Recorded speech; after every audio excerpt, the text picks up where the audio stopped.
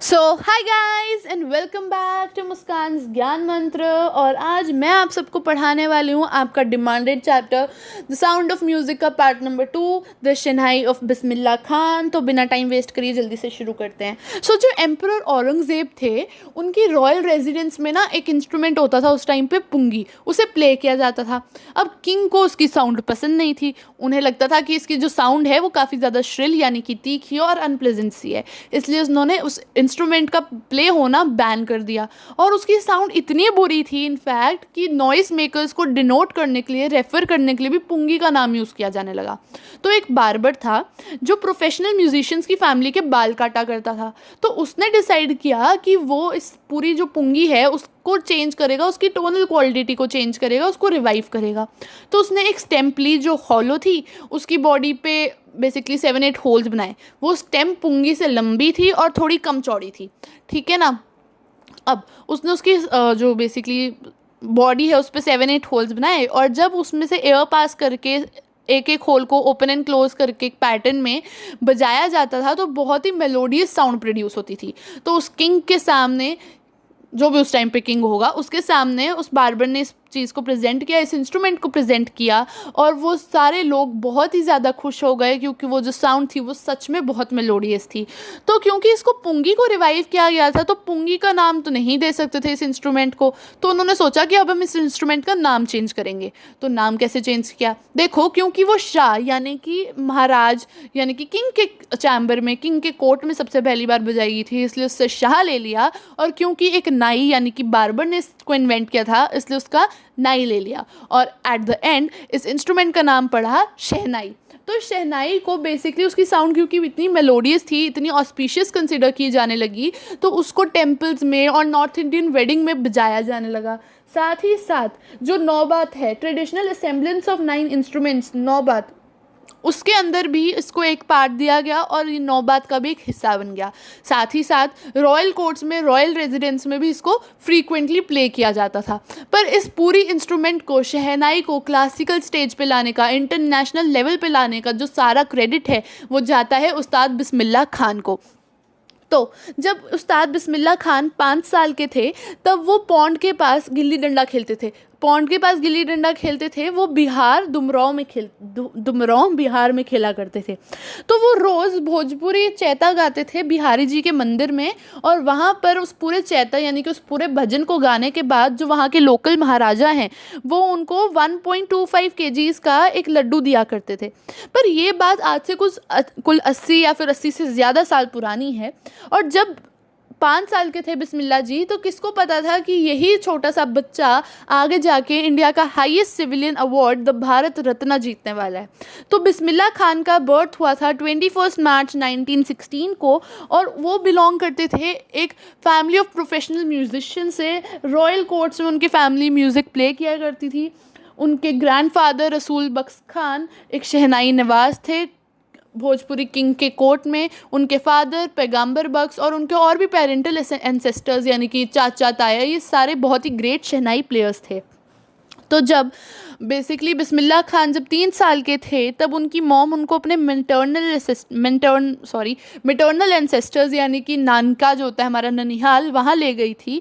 और वहाँ पे वो गए थे बनारस यानी कि वाराणसी आज का, अपने अंकल के घर पे, ठीक है ना। और उनके अंकल अली बख्श भी एक बहुत ही अच्छे शहनाई प्लेयर थे, और वो विष्णु टेम्पल जो है बनारस में वहाँ पर शहनाई बजाया करते थे। जब बिस्मिल्लाह जी जो थे वो छोटे थे क्योंकि, तो वो अली बख्श जी के साथ ही विष्णु टेम्पल जाते थे जब उन्होंने शहनाई प्ले करनी होती थी। और वहाँ पर बिस्मिल्लाह जी घंटों बैठे रहते थे अली बख्श जी को देखते हुए कि वो कैसे शहनाई बजा रहे हैं, वो क्या कर रहे हैं, वो क्यों कर रहे हैं। और फिर बहुत सालों तक उन्होंने जो बालाजी और मंगला माया टेम्पल्स हैं वहाँ पर उन्होंने शहनाई की प्रैक्टिस करी। गंगा रिवर के किनारे उसके बैंक्स पर बैठ के प्रैक्टिस करते थे, और वहाँ पे उनको पीस मिलती थी इसलिए उनकी प्रैक्टिस भी बहुत अच्छी होती थी। और जैसे गंगा का पानी हमेशा चलता रहता है आगे आगे आगे, तो बिस्मिल्लाह जी को भी बेसिकली एक मोटिवेशन मिलती थी कि उनको और अच्छा करना है, उनको अपने राग्स इम्प्रूव करने हैं, उनको पीस लानी है, उन्हें ऐसा गाना बजाना है जिससे लोगों का मन शांत हो, पीस हो, सॉलिट्यूड मिले लोगों को, ठीक है ना। तो उनको इसलिए उनको मोटिवेशन मिलती थी गंगा मैया के पास बैठ के, गंगा रिवर के पास बैठ के, ठीक है ना। तो जब बिस्मिल्लाह जी 14 साल के थे तो वो इलाहाबाद म्यूज़िक कॉन्फ्रेंस में गए थे अपने अंकल के साथ, और वहाँ पर उन्होंने एक रिसाइटल करी थी, और उस्ताद फ़याज़ खान जो थे उनको इतनी पसंद आई बिस्मिल्लाह जी की रिसाइटल कि उन्होंने उनकी पीठ पर पैट करते हुए यानी कि शाबाशी देते हुए कहा कि तुम मेहनत करे जाओ और एक दिन तुम अपनी ज़िंदगी में कुछ ऐसा अचीव करोगे जिसकी तुमने खुद कामना नहीं करी होगी, तुमने खुद नहीं सोचा होगा, इतना बड़ा कुछ अचीव करोगे। और जब ऑल इंडिया रेडियो खुला लखनऊ में 1938 में, तब बिस्मिल्लाह जी को अपनी ज़िंदगी का सबसे बड़ा ब्रेक मिला। सबसे बड़ा ब्रेक यानी कि अपनी ज़िंदगी के सबसे पहली और सबसे बड़ी वर्क अपॉर्चुनिटी, जॉब अपॉर्चुनिटी मिली। वहाँ पर वो अपनी शहनाई प्ले किया करते थे रेडियो पे, और धीरे धीरे करते करते वो एक ऑफन हर्ड शहनाई प्लेयर बन गए रेडियो पे, यानी कि ज़्यादा से ज़्यादा लोग उनकी शहनाई को सुनना पसंद करते थे। तो इंडिया को इंडिपेंडेंस मिली 15 अगस्त 1947 को, इंडिया का ऐतिहासिक दिन माना जाता है इसे।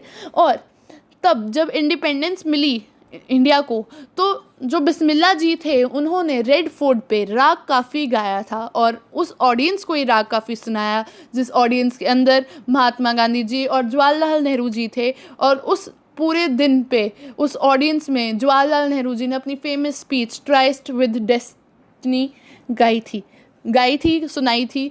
तो ये कितना मतलब महत्वपूर्ण दिन था उनके लिए, और कितनी अच्छी और बड़ी बात है कि उन्होंने इतनी कम उम्र में इंडिया की सबसे महत्वपूर्ण लोग महात्मा गांधी जी और जवाहरलाल नेहरू जी, उनके सामने अपना राग गाया, राग प्रेजेंट किया, और वो भी इंडिया के इंडिपेंडेंस डे के दिन। तो मतलब कितनी बड़ी बात है, कितनी ऑस्पिशियस बात है ये। तो अब बिस्मिल्लाह जी जो थे उन्होंने बहुत सारी परफॉर्मेंसेस दी हैं अपनी ज़िंदगी में, इंडिया में, अब्रॉड में, बहुत सारी। बट उनकी जो सबसे पहली ट्रिप थी अब्रॉड वो अफ़गानिस्तान में थी, और वहाँ पर किंग ज़ाहिर शाह जो थे उस टाइम पे, उनको इतना पसंद आया था बिस्मिल्लाह जी का गाना, इतना पसंद आया था कि उन्होंने उनको प्राइसलेस पर्शियन कार्पेट्स यानी कि बहुत ही महंगे और बहुत ही सुंदर पर्शियन कार्पेट्स गिफ्ट कर दिए थे। साथ ही साथ और भी बहुत सारी चीज़ें लाइक ज्वेलरी, सोना चांदी, सब कुछ, बहुत कुछ गिफ्ट किया था। साथ ही साथ बिस्मिल्लाह जी का म्यूज़िक ने तो मतलब फिल्म डायरेक्टर्स को भी नहीं छोड़ा, फिल्म डायरेक्टर्स को भी इतना पसंद आया उनका म्यूज़िक कि उन लोगों ने मूवीज़ कंपोज करी, मूवीज़ बनाई, उनके ऊपर गाने कंपोज किए। पर बहुत सारे डायरेक्टर्स ये करना चाहते थे, बिस्मिल्लाह जी के ऊपर मूवीज़ बनाना चाहते थे, बट इसका मौका सिर्फ 2 ही को मिला। पहले थे विजय भट्ट जिन्होंने बनाई मूवी गूंज उठी शहनाई, और दूसरे थे विक्रम श्रीनिवास जिन्होंने कनाडा वेंचर निकाली थी सनाधि अपन्ना। बिस्मिल्लाह जी का एक सबसे फेमस गाना है, इनकी फिल्म कॉम्पोजिशन के अंदर ही आया था, दिल का खिलौना है टूट गया। दिल का खिलौना है टूट गया एक ऐसा गाना था जो उस टाइम पे एक चार्ट बस्टर था, उसने सारे रिकॉर्ड्स तोड़ दिए थे। यहाँ तक कि जो बिस्मिल्लाह जी ने मूवीज़ बनाई, उनके ऊपर मूवीज़ बनी, वो भी बहुत ज़्यादा फेमस रही। एक सेलुलॉइड थी यानी कि चार्ट बस्टर मूवीज़ रही वो, एक मतलब ब्लॉकबस्टर्स एंड मतलब सारे रिकॉर्ड्स तोड़ने वाली मूवीज़ थी। बट उन्होंने उसके आगे मूवीज़ नहीं बनाई, बिस्मिल्लाह जी ने बनवाई भी नहीं, बनाई भी नहीं। और इसके बारे में जब बिस्मिल्लाह जी से पूछा गया तो उन्होंने कहा कि मुझे जो आर्टिफिशियल ग्लैमर है फिल्म वर्ल्ड का वो मुझे नहीं पसंद आता।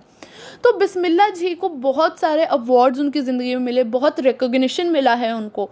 और मतलब उन्होंने कुछ ऐसी जगहों पे परफॉर्म किया जहाँ पर जाना, वहाँ इनफैक्ट ऑडियंस बन के बैठना भी आजकल के ज़माने में मतलब एक गर्व की बात है।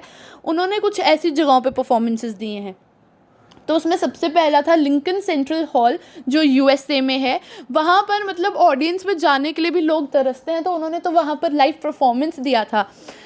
केन्स आर्ट फेस्टिवल में उन्होंने परफॉर्मेंस दिया, ऑस्कर ट्रेड फेयर में उन्होंने परफॉर्मेंसेस दिया। मतलब ये ऐसे नाम है जहाँ पे लोग इवन ऑडियंस में जाने के लिए तरसते हैं, तो वहाँ पे तो उन्होंने लाइव परफॉर्मेंसेस दिए, वहाँ पे उन्होंने अवार्ड्स जीते हैं। तो सोचो कितनी बड़ी बात है, और इंडिया के लिए कितनी गर्व की बात है कि इंडिया की ज़मीन से एक ऐसा बच्चा पैदा होके बाहर गया है जिसने कुछ इतना बड़ा अचीव किया, इंटरनेशनल लेवल पे किसी इंस्ट्रूमेंट को बजाया है और उसकी महत्वता बताई है, यानी कि उसकी इम्पोर्टेंस बताई है। तेहरान में तो बेसिकली एक पूरा ऑडिटोरियम उनके नाम किया गया है, ताहर मौसीकी उस्ताद बिस्मिल्लाह खान उस ऑडिटोरियम का नाम है। देखो इंडिया में जितने भी अवार्ड्स उनको मिले हैं उनमें से सबसे टॉप है इंडिया के नेशनल अवार्ड्स जो है पद्मश्री, पद्म भूषण, पद्म विभूषण, और फिर एंड में 2001 में उनको मिला द भारत रत्ना, इंडिया का हाईएस्ट सिविलियन अवार्ड, जिसको लेने का शायद सपना तो हर कोई देखता है बट किसी को मिले किसी को नहीं, उसके लिए बहुत मेहनत लगती है, ठीक है ना। तो जब 2001 में बिस्मिल्लाह जी को ये अवार्ड दिया गया तो उन्होंने उस अवार्ड को अपने सीने से रख के कहा कि मैं सिर्फ इतना ही कहना चाहता हूँ कि अपने बच्चों को म्यूज़िक सिखाइए, उनको म्यूज़िक पढ़ाइए, क्योंकि हिंदुस्तान का ये रिचेस्ट ट्रेडिशन है, रिचेस्ट कल्चर है, और ये सबसे मतलब इम्पॉर्टेंट चीज़ है इंडिया के लिए।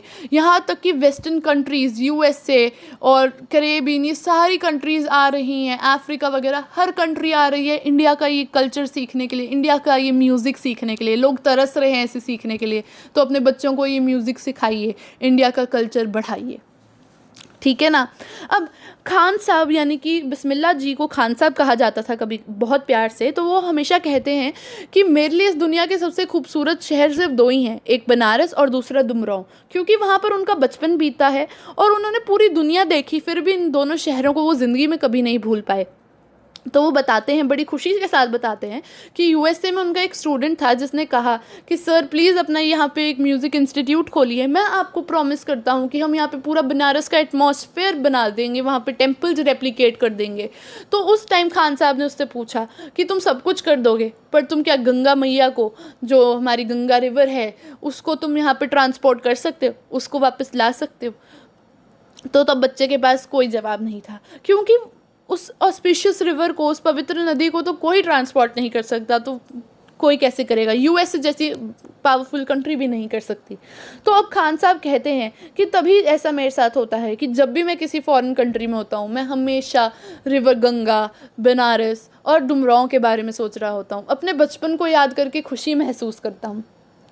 तो उस्ताद बिस्मिल्लाह खान हैं, उनकी लाइफ एक परफेक्ट एग्जाम्पल है इंडिया के रिच कल्चरल हेरिटेज का। साथ ही साथ वो बताती है कि चाहे मुस्लिम हो, चाहे हिंदू हो या ईसाई हो, कोई भी हो, इंडिया के कल्चर को बढ़ाने का हक, उसको एक इंटरनेशनल लेवल पे ले जाने का हक सबके पास है, और ये हर कोई इंसान कर सकता है। और बिस्मिल्लाह जी की पूरी लाइफ को पढ़ने के बाद हमें ऐसा लगता है कि चाहे मुस्लिम क्यों ना हो, हर एक मुस्लिम भी बिस्मिल्लाह जी की तरह शहनाई बजा सकता है, और आज भी उसी शहनाई की गूंज हमें काशी विश्वनाथ टेम्पल में सुनाई देती है। तो गाइज़ यही था इस पूरे के पूरे चैप्टर में। मैं उम्मीद करती हूँ कि आप लोगों को ये चैप्टर बहुत ही आसानी से समझ आ गया होगा। मैं जितना सिंप्लीफाई कर सकती थी मैंने किया, और इसे इंटरेस्टिंग बनाने के लिए एनिमेशन भी चूज़ करी है। So please please please guys, देखो 98.5% व्यूअर्स सब्सक्राइब नहीं करते हो यार, ये तो बड़ी बुरी बात है। तुम लोगों की डिमांड्स मैं पूरी करती हूँ और तुम सब्सक्राइब नहीं करते, मतलब अच्छा थोड़ा ना लगता है यार। सब्सक्राइब करो, जाओ प्लीज़ सब्सक्राइब करो अगर चैप्टर समझ आया हो तो, और अपने फ्रेंड्स क्लासमेट्स के साथ शेयर करो, और उन्हें भी बोलो कि अगर उन्हें समझ आता है चैप्टर तो सब्सक्राइब करें। कोई भी डाउट हो तो कमेंट करके ज़रूर पूछना। जाने से पहले इस वीडियो को लाइक कर देना, शेयर कर देना, और सब्सक्राइब करना मत भूलना मेरे चैनल को। और हाँ, तुम सबकी जितनी भी डिमांड्स है जल्दी पूरी करूँगी और जल्दी वीडियोज़ अपलोड करने की कोशिश करूँगी। तब तक के लिए bye bye, see you letter.